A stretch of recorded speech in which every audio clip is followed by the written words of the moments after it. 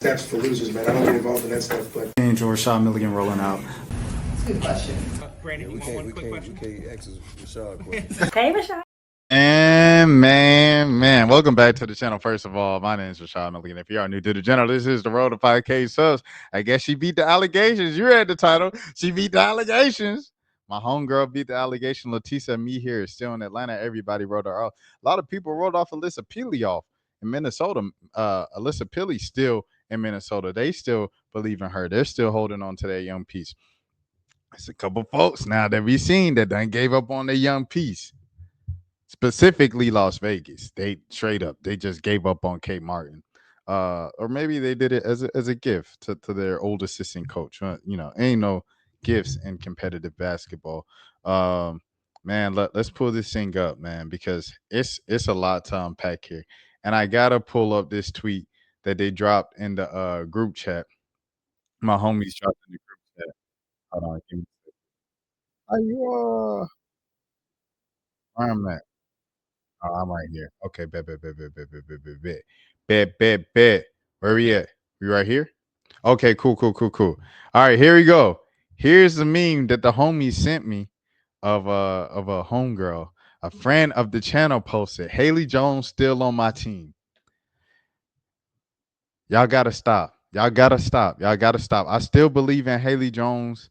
You know what I mean? Like, I still believe in Haley Jones. I've seen her lead Stanford to a national championship. I've seen her run positions 1 through 5. I've seen her get the rebound, block the shot, get the rebound, bring the ball up, go behind the back, up and underlay off the glass, smooth like butter. I seen her the reaction when she failed at 5 or 6 when she got drafted. I still believe in Haley Jones, man. I don't know about y'all, but that's the homie though. Shout out to you and me for life, man. That's the homie, friend of the channel.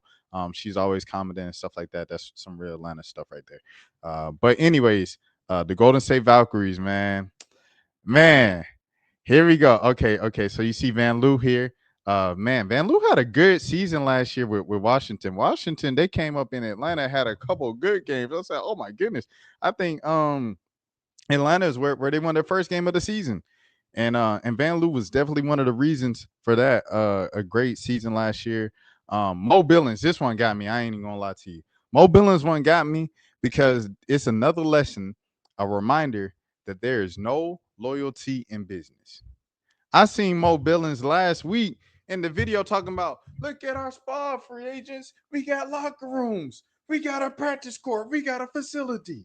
The next week they put her up. Man, that's crazy, bro. Let me tell you something, man. There's no such thing as loyalty in business. I don't care if you get a new job, you walk, they give you the little tunnel like the Jennifer Hudson show, and they sing happy, they sing happy first day. And at the end of the tunnel, they hand you a plate of brownies, and they're warm and gushy, and they're just amazing. There's no such thing as loyalty in business. They will cut you the next day if the budget called for it. I don't care, man. It is what it is.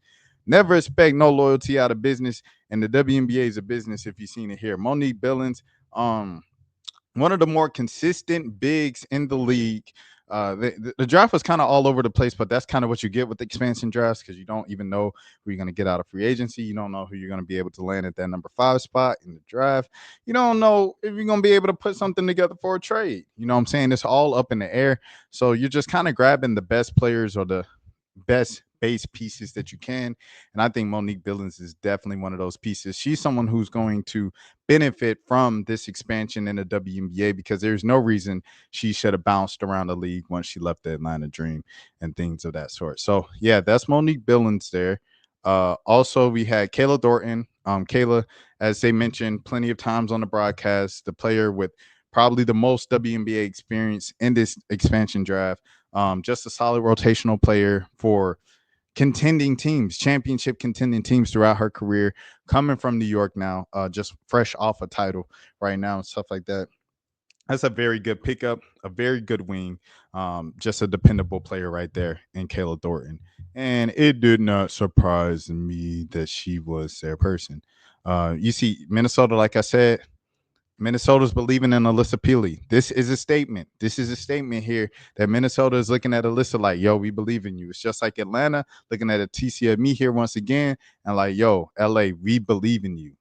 We believe in you. We got a new regime coming in and everything like that. That's not the case in Minnesota, of course, but, we'll see how that unfolds. Stephanie Talbot, one of the more obviously consistent kind of mainstays in women's professional basketball over the past couple of years.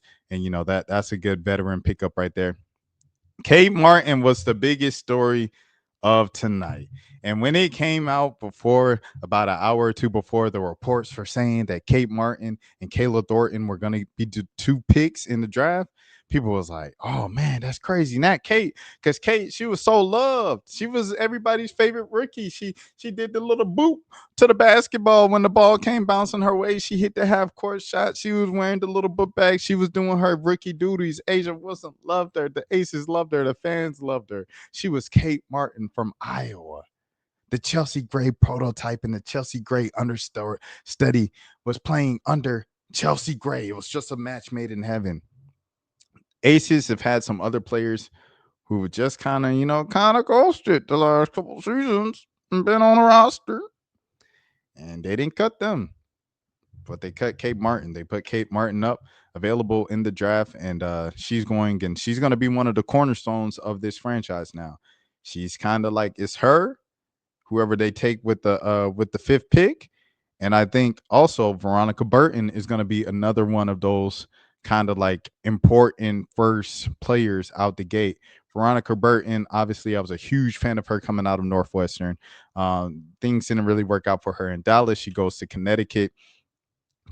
She shows her skills, her talents. She's a great on-ball defender at the point of attack, kind of up top and everything like that. And the offense kind of ensues. She's a good floor general. She can run everything well and everything like that. So it is what it is right there with Veronica Burton. I'm glad she's another one of those people who I'm glad she got a fresh start here, and I think she can very much benefit from being on a young team, a new team, everything like that. Iliana Rupert is a talented big. She can stretch the floor. She's got a good game, good defense. You guys seen her in the Olympics over there with France and the gold medal game against the United States. The thing with Iliana is, she just hasn't, ever since she was traded or left Vegas for Atlanta. You know what I'm saying? It was just like she just wasn't there all the time. She wasn't available all the time. She was kind of halfway with France. France, pretty much the entire team kind of bought in on like, we're going to focus on the national team over the WNBA's prioritization rules and things like that. You saw the whole saga with Gabby Williams and stuff like that. It was kind of the same thing with Iliana Repair.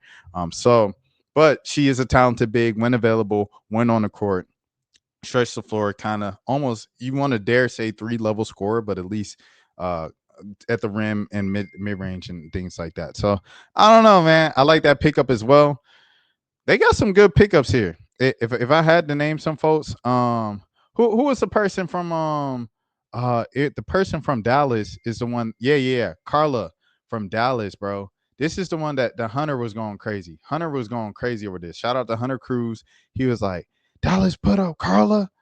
He loves her as a player and stuff like that. So I'm looking at off top. I'm looking at Veronica. I'm looking at Rupert. I'm looking at Carla. I'm looking at Kate Martin, Kayla Thornton, and Mo Billings as the mainstays. Everybody else. Oh, Temi. Hold on. Temi. This was kind of cold, man. The basketball world fell in love, because obviously the basketball world was following Indiana and things like that going down the stretch and stuff. And Temi, at the beginning of the season, the basketball world and fans kind of fell in love with Temi, just as a person, as a player, her personality, kind of being an underdog of sorts. Not many people knew her over in America and things like that coming into it, especially the casual fans and the new fans and stuff like that, and the new Indiana Fever fans, the Caitlin Clark fans coming over from college.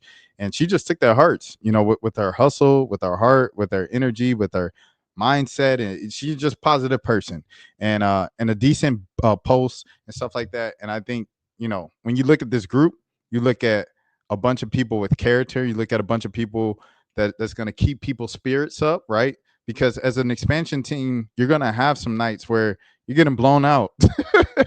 You're getting blown out. Things are getting ugly. It's not looking pretty. Things aren't going your way, and you need vets to keep your head up. You need positive spirits to be, let's go. Let's keep going. Let's not give up. Let's keep going. And I feel like they got a good character base here. Now, who do they get in free agency? I don't know.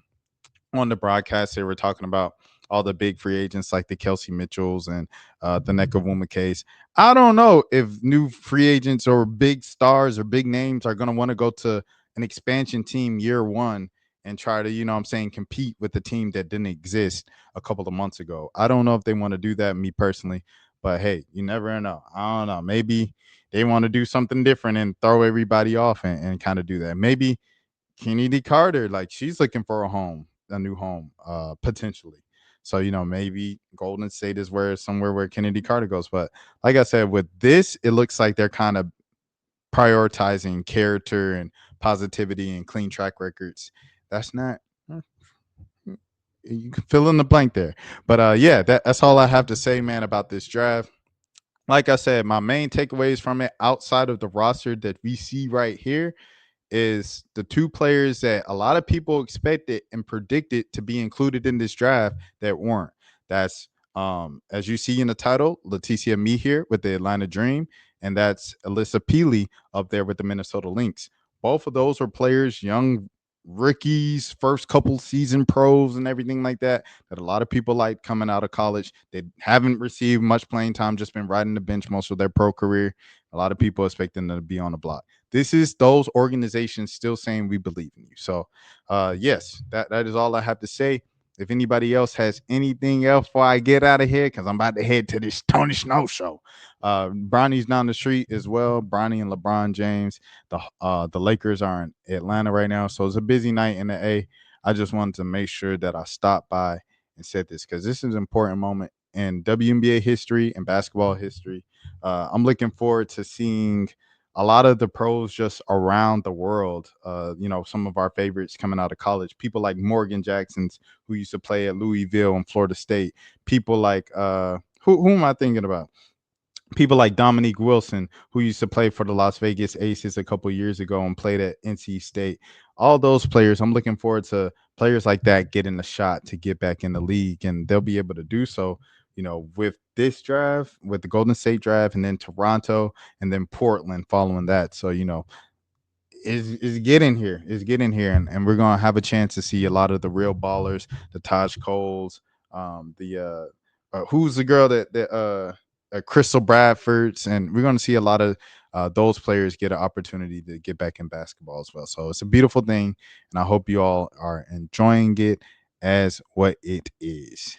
My name is Rashad Milligan. As always, this is the road to 5K subs. Until next time, you guys, please be safe and take care of yourselves. That's for losers, man. I don't get involved in that stuff, but Angel Rashad Milligan rolling out. Good question. We can't ask Rashad a question. Hey, Rashad.